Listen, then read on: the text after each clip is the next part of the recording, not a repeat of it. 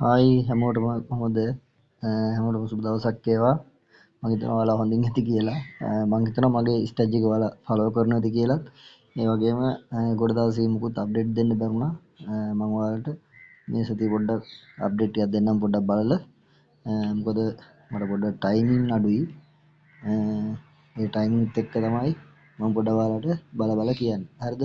එතකොට මම ඔයාලට ගිය සතියේ මේක කිව්වා ගෝල්ඩ් එක 3100ට යනවා කියලා. 3100ට කිට්ටු වෙනවා කියලා. ඒ කියන්නේ 3095 3100 කියන ප්‍රයිස් එක තමයි ටාගට් කරේ මම. හරිද?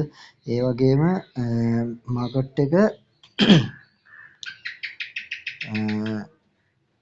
3086ට ආවා. ඒ කියන්නේ මම ඔයාලට මේකේ බයි එක ගන්න හොඳ තැනක් කියලා කිව්වේ මේ 3008 3009 කියන රේන්ජ් එක. හරිද? මම ඒත් කිව්වා ලිමිට් ඕඩර් දාන්න නැතුව ගන්න බලන්න කියලා. හරිද? මොකද ලිමිට් ඕඩර් දානවා නම් ප්‍රශ්නයක් මොකද SL හන්ඩලා යන හින්දා මාකට් එක එනකන් ඉඳලා ගන්න කියලා මම ඔයාලට කිව්වා. හරිද? එහෙම ගත්ත කෙනෙක්ට මේක මේ මං කියපු ටාගට් එකට හෝල් කරා නම් පිප් දැනට 860කට කිට්ටු වෙන්න ආවා. පිප් 860කට කිට්ටු වෙන්න මේ බයි එක ආවා.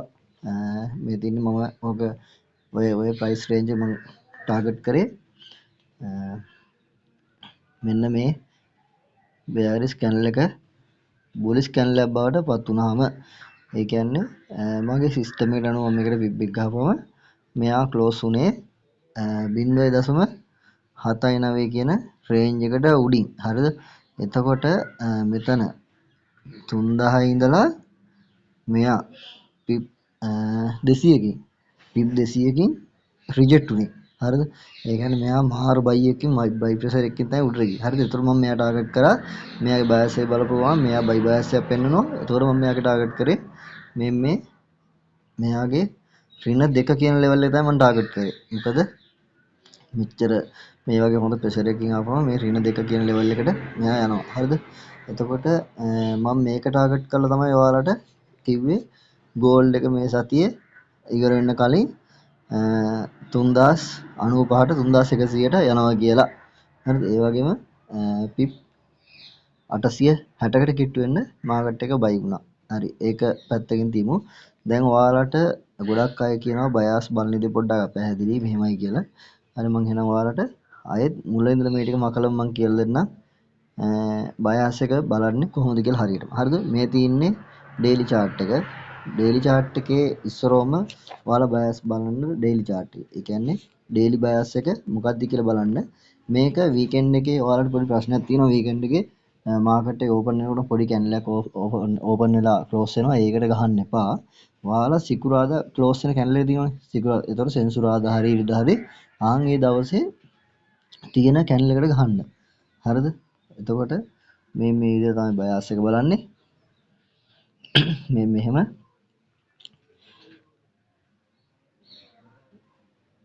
හරියට මේ එක ගහන්න උඩට මේක බයි බයාස් එක බයි කැන්ඩල් එකක් ඉන්නම මේ පැත්තට මෙහෙම ඉඳලා ගහන්නේ. හරිද? ඔහොම ගැහුවට පස්සේ ඔයාලා බලන්න ඕනේ මේ කැන්ඩල් එක ක්ලෝස් වෙලා තියෙන්නේ මේ 0.79 කියන බිබ් ලෙවල් එකට උඩින්ද කියලා. හරිද? ඒතර අපි නිතරම බයාස් එක බලන්නේ 0.79 ලයින් එකේ. ඒ කියන්නේ බිබ් ලයින් එකේ 0.79 ලයින් එක තමයි බයාස් එක චෙක් කරන්නේ කැන්ඩල් එකේ. හරිද? එතකොට මේකේ මේ යටපැත්තේ 0.79 කියලා තියෙනවා.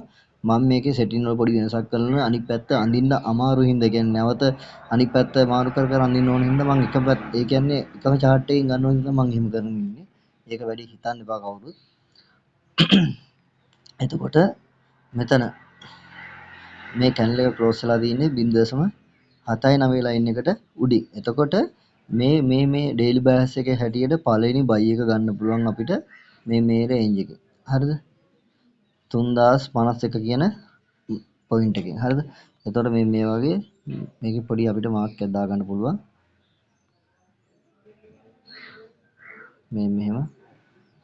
හරිද? කොහොම දාගෙන අපි ඇත්තටම මේක ලිමිට් ඕඩර් එකක් දැම්මොත් එකපාරටම SS හන්ඩලා යන්න පුළුවන්. ඒ නිසා අපි මෙතන මාකට් එක එනකන් ඉඳලා ගොඩාක් දුරට බයි ස්ටොප් එකක් වගේ දෙයක් දාගන්න පුළුවන් නම් මාකට් එක මෙතනින් පල්ලෙහාට ගියාට පස්සේ බයි ස්ටොප් එකක් දාන්න පුළුවන් නම් මෙතනින් උඩට ගියොත් එහෙම බයි වෙන්නේ කියලා.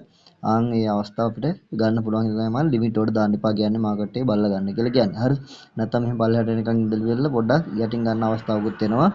මේක ෆේල් වෙන්නේ 100%ක් වගේ තමයි අවස්ථාව තියෙන්නේ. මේක මේ සිස්ටම් එක ෆේල් වෙන්න අවස්ථාව තියෙන්නේ 100%ක් වගේ. හරිද? ඒ කියන්නේ සතියේ ගොඩාක් දවස් පහම හරියන දවස් තියෙනවා. සමහර එක දවසක් විතර හරියන දවස් වෙනවා. එහෙම නැත්te නෑ 100%ක් වින් රේට් එකක් නෑ කොහොමත්. හැබැයි ඉවසගෙන හිටියොත් මේ හැම ට්‍රේඩ් එකක්ම ගන්නත් පුළුවන්. හරිද? ඊට පස්සේ අපි මේ මෙතන බලනවා දැන් මේකේ බයස් එක බයි. ඒතර අපි තීරණය කරනවා මේ සතියේ බයි තමයි යන්නේ කියලා. හරිද? ඒ වගේම මේ සතියේත් බයි එක ගියේ. ඒ වගේම හැබැයි මේකේ ෆස්ට් බයි එක ගන්න පුළුවන් පොයින්ට් එකට මාකට් එක ආවේ නැහැ. හරිද? එතකොට එහෙම අවස්ථාවකදී ඒක ආවේ නැත්තම් බලන් ඉඳලා හරි ගියේ නැත්තම් අපි යනවා 4 hour වලට. හරිද? 4 hour වලට යනවා. 4 hour වලට ගිහිල්ලා 4 hour එකෙන් බලනවා entry. හරිද? 4 hour එකේ තර විදිහමයි දැන් මේකේ බයස් එක බයි. ඒතර අපි බලන්න ඕන බයිම තමයි. හරිද? ඕම ඔය වගේ ගහලා බලනවා. එතකොට මේකත් 0.7 වෙලා ඉන්නේ උඩින් ක්ලෝස් වෙලා තියෙන්නේ. ඒත් එක්ක මේ y එක ගිහිල්ලා තියෙනවා. හරිද? ඒ කියන්නේ 72 ඉඳලා 86ට යනකම් බයි එක ගිහිල්ලා තියෙනවා. මේක කවුරු හරි මගෙන් ඉන්බොක්ස් ඇවිල්ලා ඇහුවා ඒ අහපු වෙලාවේ මම කිව්වා මෙතෙන් තමයි ගන්න පුළුවන් කියලා. මට මතක නැහැ කවුද කියලා. මට හැබැයි ගෲප් එකට මේකේ අප්ඩේට් එක දාන්න බැරි වුණා එදා. මොකද මාත් ඇත්තටම බිසි. ඇත්තටම ඩියුටි එක පොඩ අමාරුයි සමහර දවස්වල ෆෝන් එක අල්ලන්න. ඒ ආපු වෙලාවේ මම ඒ වෙලාවෙන් බලලා කිව්වා මේක 72කින් මේ වගේ පොයින්ට් 70න් 72කින් වගේ තමයි බයි එක ගන්න පුළුවන්. මාකට් එක ලිමිට් දාන්න තු එනකන් ඉඳලා බලලා ගන්න කියලා. ඒ වගේ මල්ලි අරගෙන කට්ටිය සෙල් කිව්ව හින්දා බයට ක්ලෝස් කරලා කියලාත් මට මැසේජ් එකක් දැම්මා. මෙහෙමයි තමන්ගේ මොකක් හරි ටාගට් එකක් තියෙනවා නේ ටාගට් එකට යනකම් ඉන්න මාකට් එක. බය වෙන්න එපා. SL එකක් වැදුනට කමන්නේ නැහැ. account එක wash වෙන්න නැතු වෙන්න SL දාලා තියාගන්න. හරිද? SL එකක් දාන්නෙත් SL වැදිලා යන්න නෙවෙයි account එකේ safety එක විතරයි. ඒකත් හොඳට මතක තියාගන්න. හරිද? එතකොට ඔයාලට බයස් බලන එකේ මොකක් හරි අවුලක් තියෙනවා නම් කියන්න. හරිද? දැන් ඔයාලට තේරෙනවද දැන් මේකේ මේ ආකාර මේ දෙපැත්තටම ගහගෙන ඉන්නවා මෙහිමයි කියලා. මම ඔයාලට මේ setting ටික ඕනම් පෙන්නන්න. මේකේ ඔයාලට මේ කන පිට ගහන්න ඕනේ නැහැ මේ මෙතන. මේ second entry කියලා තියෙන තැන තියෙනවනේ ආන් එතනින් පහළ තියෙන විදියට. ඒ කියන්නේ ඍණ 27 අනිත් පැත්ත එක තමයි 1.27 කියන ලයින් එක ගහුවොත් එimhe ඍණ 27 අනිත් පැත්තට ඔටෝ හැදෙනවා. හරිද? එතකොට ඒ වගේම තමයි 0.21 කියන්නේ අපේ බයස් බලන ලයින් එක. ඒ කියන්නේ 0.79 ලයින් එක තමයි ඔය ඍණ 1 කියලා sorry 0.79 ලයින් එක තමයි 0.21 කියන්නේ. ඒ කියන්නේ 0.21 ලයින් එක දැම්මොත් ඔයාලට පිබ් ලෙවල් එක බලා ගන්න පුළුවන් 0.79 ගෙම තමයි. ඒ කියන්නේ මේක මං ගහලා තින්නේ මගේ ලේසියට කන පිට ගහන්නේ නැතුව ඉන්න තමයි මේක හරි ගස්සගෙන ඉන්නේ. හරිද? ඒ නිසා වැඩි මොකුත් හිතන්න එපා. ඔන්න ඔය setting ඔය විදිහට තමයි හදා ගන්න තියෙන්නේ.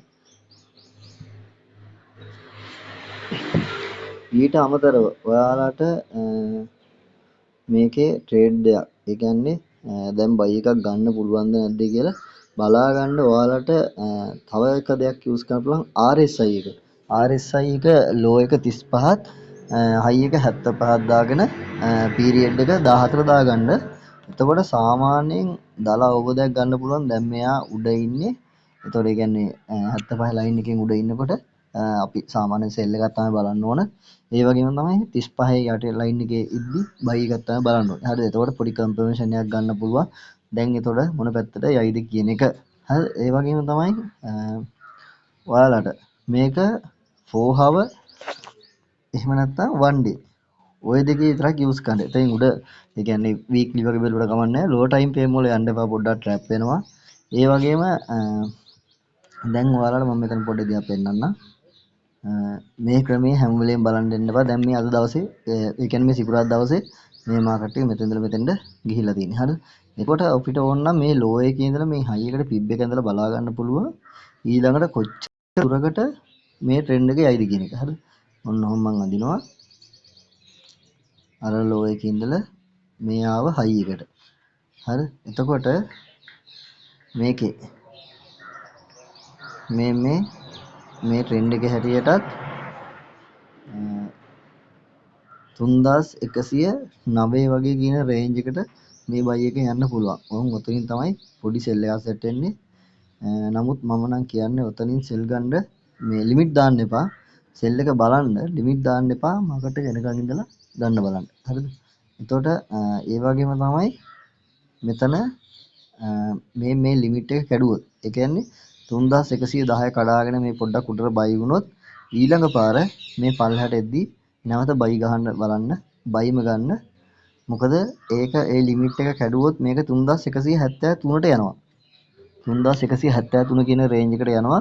ඒ කියන්නේ 3000ත් අපිට ඉස්සලා අර 2600 ගණන් එහෙම හීනයක් වුණා වගේ තමයි මේකත් හීනයක් වෙනවා. 3000 කියන රේන්ජ් එකත් හීනයක් වෙනවා. එහෙම වුණොත් ගොඩාක් දුරට මේ ට්‍රෙන්ඩ් එක දැන් මේකේ මේ ලෙවල් එක කැඩුවොත් අනිවාර්යෙන් මේ ඊළඟ ටාගට් එක වෙන්නේ මගේ 3173. හරි. එතකොට තව ඔයාලට මොනවා හරි තියෙනවා මට මැසේජ් එකක් දාන්න. මම පුළුවන් වෙලාවට රිප්ලයි කරන්නම් බලලා. ඔයාලා මේ ලෝ ටයිම් ෆ්‍රේම් යන්න එපා ගොඩක් වෙලාවට. හයි ටයිම් ෆ්‍රේම් බලන්න. එතකොට ඩේලි බයස් එක බයි නම් බයි විතරක් බලන්න. සෙල් නම් සෙල් විතරක් බලන්න. එතකොට ඔයාලා බයි බලනවා නම් ඒ කියන්නේ ඩේලි බයස් එක බයි නම් හරි සෙල් බලනකොට ලොකු පිප් ගානක් අල්ලන්න යන්න එපා කවදාවත්. පිප් 40ක් වගේ අල්ලලා මාරු වෙන්න. හරි ඒක තමයි හොඳම දේ. එතකොට මම තව දෙයක් කියන්නම්. ඔයාලට මේකේ හොඳ වින් රේට් එකක් ගන්න නම් හරිද? හොඳ වින් රේට් එකක් ගන්න නම් ඔයාලා ගන්න ට්‍රේඩ් එක 0.01න් ගන්න කෙනෙක් 0.01න් ට්‍රේඩ් දෙකක් ගන්න. හරිද? දෙකක් අරගෙන එකක් පිප් 40කින් ටේක් ප්‍රොෆිට් කරගන්න.